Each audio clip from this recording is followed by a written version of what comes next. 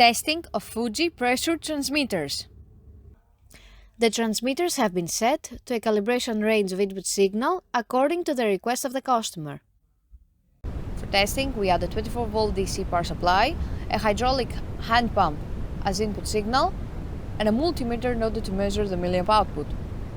By manipulating the input signal, the unit reacts accordingly, and at the lowest set point the output is 4 milliamp, and at the highest set point the output is 20 milliamp.